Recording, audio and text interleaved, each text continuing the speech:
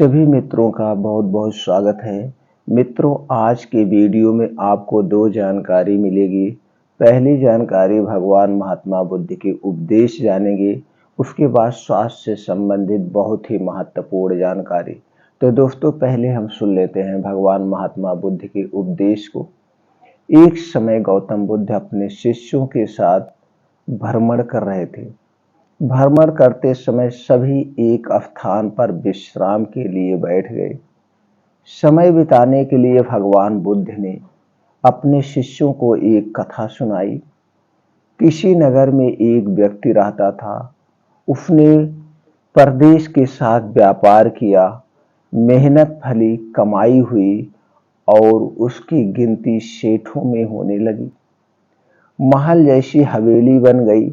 वैभव और बड़े बड़े परिवारों के बीच उसका संबंध बन गया। सबके साथ उठना बैठना और वह अपना जीवन खूब आनंद से बिताने लगा। उसके घर में हर एक सुख सुविधाएं थी। वह हमेशा उन सुख सुविधाओं में लिप्त रहता था। एक दिन किसी दूसरे नगर से उसका एक संबंधी आया। बातचीत के बीच उसने बताया कि उसके यहाँ का सबसे बड़ा सेठ गुजर गया। बेचारे की लाखों की धन संपत्ति यहीं पड़ी रह गई, कुछ नहीं ले जा पाया। बात जो है सहज भाव से कही गई थी, नम्रता के साथ कही गई थी, पर उस आदमी के मन को डगमगा गई थी। हाँ, उस सेठ की तरह एक दिन वह भी तो मर जाएगा।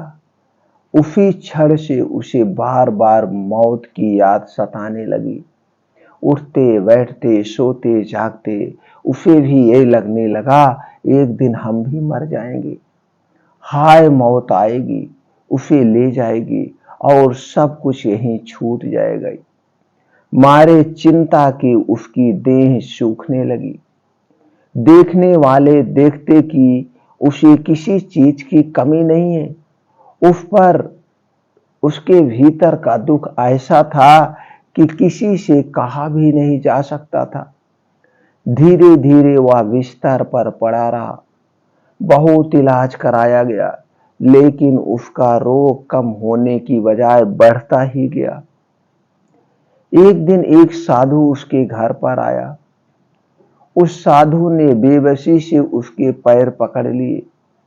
वह आदमी उस साधु का बेबसी से पैर पकड़ लिया और रो रो कर अपनी व्यथा उसे बताने लगी। साधु सेठ की बात सुनकर हंस पड़ा और बोला, तुम्हारे रोग का इलाज तो बहुत ही सरल है। उस आदमी के खोए हुए प्राण मानो लौट आए। अधीर होकर उसने पूछा, स्वामी जी, वह इलाज क्या है? साधु ने बड़े प्रेम से कहा, देखो, मौत का विचार जब तुम्हारे मन में आए, जब भी मौत का विचार आए, जोर से कहो, जब तक मौत नहीं आएगी मैं जीऊंगा, जब तक मौत नहीं आएगी मैं जीऊंगा। इस नुस्खे को 7 दिन तक आजमाओ। मैं अगले सप्ताह आऊंगा। वह सेठ उसी पल उसी क्षण से उस नुस्खे को दिन भर यही कहता रहा, जब तक मौत नहीं आएगी मैं जीऊंगा, जब तक मौत नहीं आएगी मैं जीऊंगा, यही कहता रहा। धीरे धीरे उसकी खुशियां लौटने लगी। उसके मन में जो मौत का विचार बैठा था वह धीरे धीरे जाने लगा और उसके मन में हंसी के भाव आने लगे। 7 दिन के बाद साधु महाराज आए तो देखते क्या है कि वह आदमी बीमारी के चंगुल से बाहर आ गया था और आनंद के गीत गा रहा था, आनंद के गीत। साधु को देखकर वह दौड़ा और साधु के चरणों में गिरकर बोला, महाराज, आपने मुझे बचा लिया, आपकी दया ने मुझ पर जादू सा असर किया है। मैंने समझ लिया कि जिस दिन मौत आएगी उसी दिन मरूंगा, उससे पहले नहीं कोई मुझे मार सकता है। साधु ने कहा, बस मौत का डर सबसे बड़ा डर है। वह जितने को मारता है मौत उतने को नहीं मारती है। सबसे ज्यादा डर मौत को मारती है। आज से डरना छोड़ दो। वह सेठ उसी दिन से फिर से उसके जीवन में खुशियां आने लगी और उसका जीवन आनंद से बीतने लगा। दोस्तों, जैसे आज हमारे समाज में चिंताओं से रोग ग्रसित है। कोई किसी बात को लेकर चिंता है, कोई किसी बात को लेकर चिंता है। जो कुछ होता है समय के साथ होगा और होता है। होने को कोई नहीं टाल सकता है। इसलिए हमें भूत भविष्य की चिंता ना करके वर्तमान में जीना चाहिए। और जिस दिन से आप वर्तमान में जीना शुरू कर देंगे उसी दिन आपके जीवन में खुशियां आना शुरू कर देगी। एक छोटा सा बच्चा है, उसे किसी बात की चिंता नहीं रहती है कि मेरे मम्मी पापा का किसी के साथ झगड़ा चल रहा है, मेरे मम्मी पापा के जीवन में कौन कौन सी समस्याएं हैं, उससे कोई मतलब नहीं है। सिर्फ उस छोटे से बच्चे को दूध मिल जाए, उसका पेट भरा रहे। अगर उसका पेट भरा हुआ है तो वह कभी भी रोता नहीं है, खेलता रहता है, खेलता रहता है। तो दोस्तों, एक बच्चा बन जाइए और बच्चे की जिंदगी जीजिए। आपके जीवन में हमेशा खुशी आएगी। चिंता को बाय बाय कर दीजिए। चिंतन करिए, चिंतन करिए, चिंता नहीं करिए। देखिए किस तरह से आपके जीवन में मिरेकल होता है, चमत्कार होगा। दोस्तों, ये छोटी सी कहानी है। इस छोटी सी कहानी से आपको क्या ज्ञान प्राप्त हुआ हमें कमेंट सेक्शन में जरूर बताइएगा। अगर आपको लगता है नहीं, इस कहानी को जन जन तक पहुंचा करके उनके जीवन में खुशियां लाई जा सकती है, तो दोस्तों इस कहानी को जरूर शेयर करिए। चलिए मित्रों, अब जानते हैं दूसरी जो स्वास्थ्यवर्धक जानकारी है। सिर दर्द, चक्कर का आना, मतली आना, ये तमाम बीमारियां एक महामारी का रूप लेते जा रहे। क्या ये वास्तव में बीमारी है? ये बीमारी होती क्यों है? फिर इसके होने के कारण क्या है? और दोस्तों इसके बचाव के क्या कारण है? आज हम उस पर चर्चा करेंगे।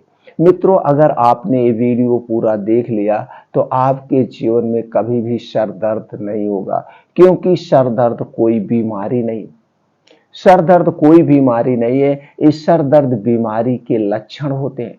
अगर आपको सर दर्द हो रहा है तो जान लीजिए आपका पेट गड़बड़ है, आपका पाचन तंत्र गड़बड़ है।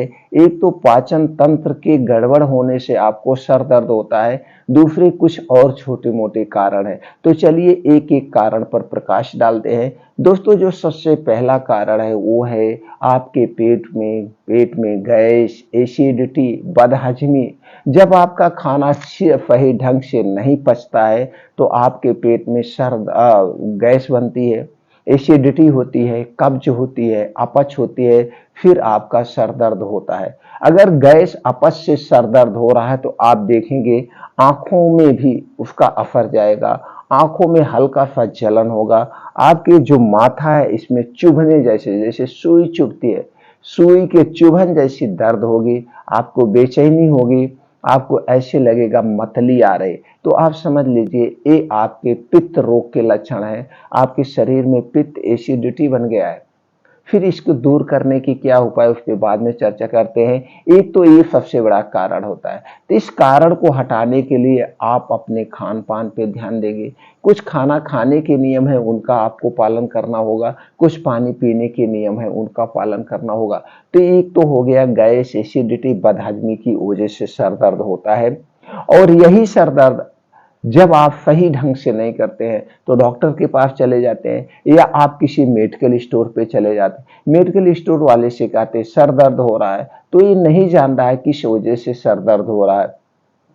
कुछ मेडिकल वाले हैं एक टैबलेट सर दर्द की दे देंगे और एक उसी के साथ कोई गैस की जोड़ देंगे, तो चलो ठीक है, आपका सर दर्द बंद होता है। कुछ लोगों को नहीं पता है, वो तुरंत आपको सर दर्द की टैबलेट दे देते हैं। तो ऐसे कई बार आप सर दर्द की टैबलेट ला ला के जब खाते हैं, तो दोस्तों ये सर दर्द की जितनी भी टैबलेट है, कुछ लोग तो दोस्तों कॉम्बिनेशन वाला देते हैं, सिर्फ पैरासीटामॉल दे देते हैं, चलो चल जाता है। कुछ लोग डिस्प्रिन एस्पिरिन दे देते हैं जो कि नुकसान करता है।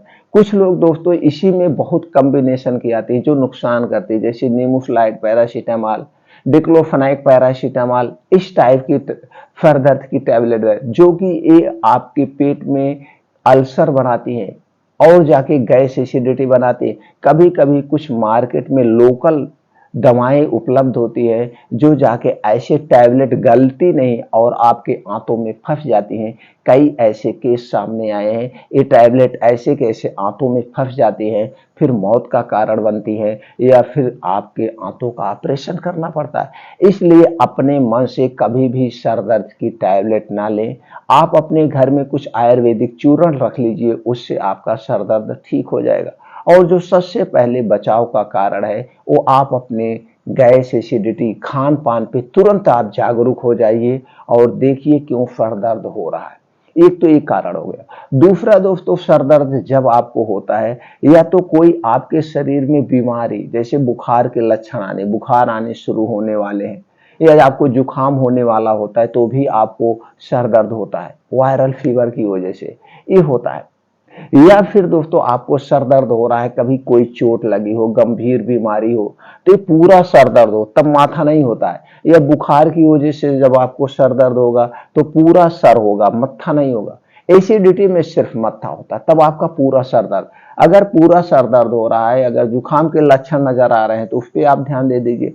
अगर जुकाम भी नहीं है, आपको फीवर भी नहीं नजर आ रहा है, आपका तब भी सर दर्द हो रहा है, तो दोस्तों आप जागरूक हो जाइए, किसी अच्छे डॉक्टर से कंसल्ट करिए।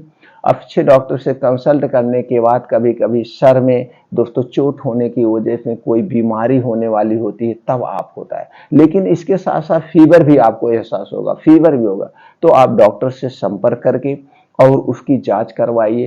कहीं गांठ हो तो सर में नहीं बन रही है। कभी कभी होता है कि सर में गांठ बन गई, सर में टीबी हो गया, सर में कैंसर हो जाता है, तो ऐसी कोई ऐसा लक्षण है तो आप डॉक्टर से तुरंत कंसल्ट करें। तो दोस्तों यही सारे कारण होते हैं सर दर्द बढ़ने के। और यह दोस्तों जब सर दर्द होता है अक्सर पित्त रोग के बढ़ जाने से होता है। तो आप पित्त रोग क्या है दोस्तों, आपके शरीर में 3 दोष पाए जाते हैं, वात दोष, पित्त दोष और कफ दोष। जब आपके शरीर का पित्त दोष बढ़ जाता है तो आपके शरीर में 15 से 20% बीमारियां होती हैं। अब दोस्तों आप चलिए, आपके शरीर में पित्त ना बढ़े, पित्त रोग ना हो, गैस एसिडिटी ना बने, इससे बचाव की कुछ उपाय हैं। कुछ चीजें ऐसी हैं जो आप खा रहे हैं जो गैस एसिडिटी को बनाते हैं, तो इन्हें आज तुरंत अभी छोड़ दीजिए। क्या चीजें हैं? चीनी से बनी हुई कोई चीज मत खाइए, ये सारे एसिडिक होते हैं, एसिडिटी बनाते हैं, जिससे आपको गैस का अपच होती है। दूसरा है मैदा से बना हुआ कोई चीज आपको नहीं लेना है। रिफाइंड तेल और डालडा से बना हुआ कोई सामान नहीं लेना है। डिब्बा बंद, पैकेट बंद जितने भी सामान आते हैं, जंक फूड, फास्ट फूड, इसे आपको नहीं खाना है। ये सारी चीजें किससे बनती है? चीनी से, मैदे से, रिफाइंड या डालडे में छाना जाता है। दोस्तों हमारे स्वाद को बढ़ाने के लिए इसमें कुछ प्रिवेंटिव डाले जाते हैं, कुछ बेस डाला जाता है, और इसे कलरफुल बनाने के लिए आर्टिफिशियल कलर मिलाया जाता है। और दोस्तों सुरक्षित रखने के लिए इसमें कुछ कीटनाशक या ऐसे केमिकल डाले जाते हैं जिससे 1 साल, 6 महीने, 3 महीने तक सुरक्षित रखा जाता है। तो ये सब मिला के क्या हुआ? एसिडिटी बनाएगा, एसिडिक होगा। तो ये चीजें जब आप खाएंगे तो दोस्तों एसिडिटी बनेगा ही बनेगा। ऊपर से जो वात, पित्त, कफ तीनों को बढ़ाता है, कोई भी ठंडा पेय पदार्थ आप नहीं लेना है। डिब्बे बंद जूस या पैकेट बंद जितने भी जूस आते हैं या खाना आता है जो फ्रिज में रखा जाता है, जो नॉर्मल टेम्परेचर से ज्यादा टेम्परेचर पे रखा जाता है, ये कोई भी चीज हमें नहीं लेना है। ये सारी चीजें एसिडिटी यानी वात, पित्त, कफ तीनों को बढ़ाते हैं। और जब आपके शरीर का वात, पित्त, कफ ये तीनों जब बढ़ जाएगा, तब दोस्तों आपको 100% तभी बीमारियां होती हैं, अन्यथा बीमारी नहीं होती है। ये सारी चीजें हो गए आपके एसिडिटी को बढ़ाने वाले।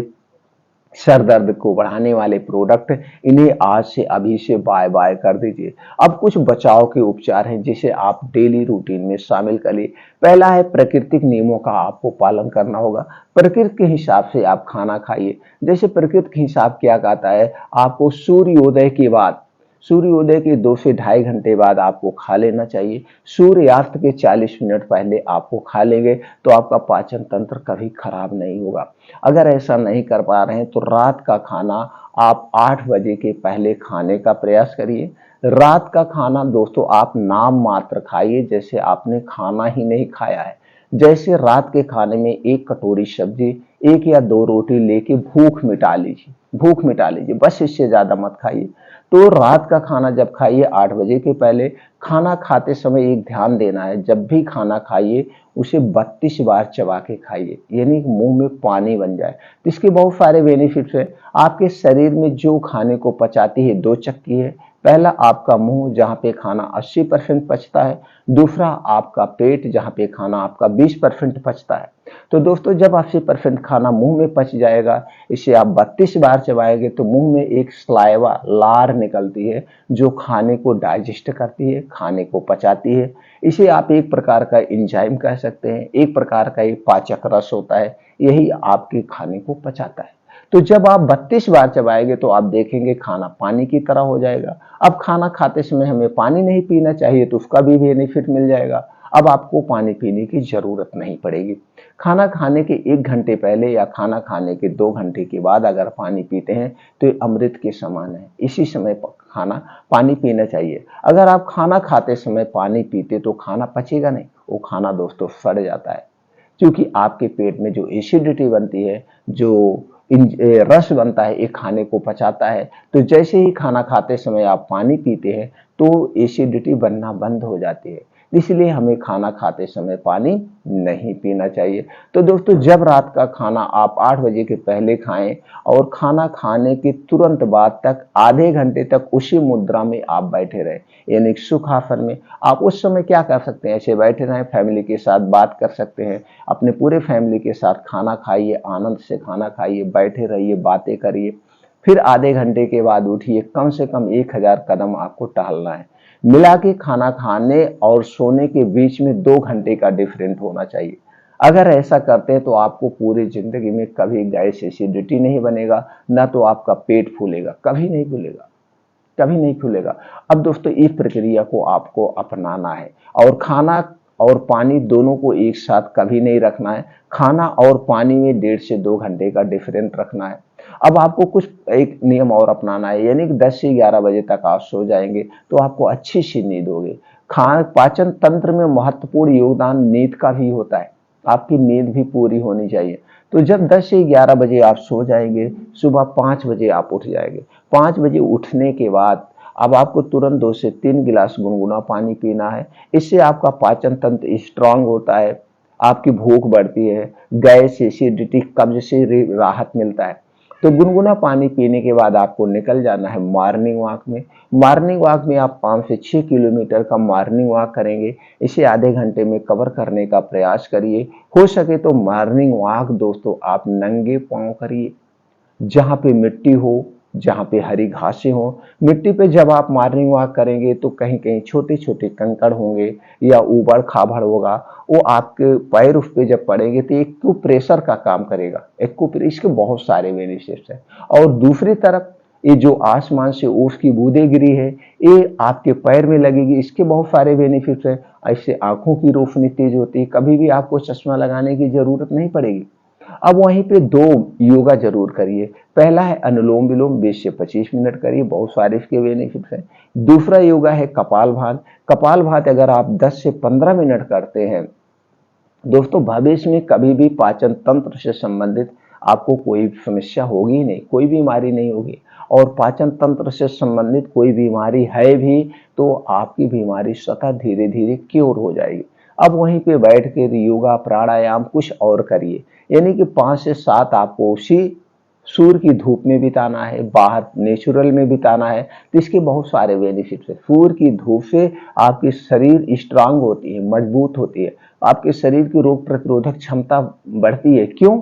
क्योंकि सूर्य की धूप में विटामिन डी और कैल्शियम प्रचुर मात्रा में पाया जाता है। तो दोस्तों जब ये 2 घंटे का समय आप वहाँ पे दे रहे हैं तो आप हमेशा हमेशा दोस्तों हर एक बीमारी से दूर रहेंगे। और दोस्तों अपने जीवन में चिंता मुक्त जीवन अपनाइए। चिंता चिता के समान है, हमेशा खुश रहिए, प्रसन्न रहिए और अपने सब कॉन्शियस माइंड पर काम करिए।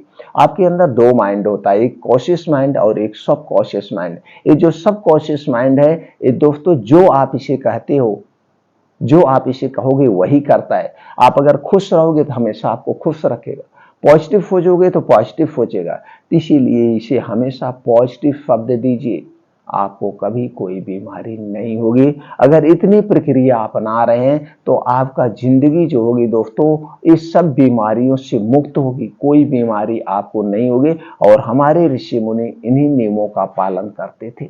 तो दोस्तों चलिए अब कुछ आपको घरेलू उपाय बताते हैं, इसे अपना लीजिए। अगर आपको गैस, एसिडिटी, आपको पेट फूलता है, कच्ची ढकारे आते हैं, कोई भी समस्या है, इन समस्याओं का ये रामबाण इलाज है, रामबाण। और इसका कोई साइड इफेक्ट नहीं है, सभी लोग इस प्रक्रिया को कर सकते हैं। तो दोस्तों प्रक्रिया में क्या है, पहला आपको मिलेगा मार्केट में, दोस्तों ले सकते हैं या घर पे ही बना सकते हैं। हर्रा बहर्रा आंवले का बनता है जिसे हम त्रिफला चूर्ण कहते हैं। तो त्रिफला चूर्ण को आपको लेना है, कितना लेना है दोस्तों, 1 चम्मच।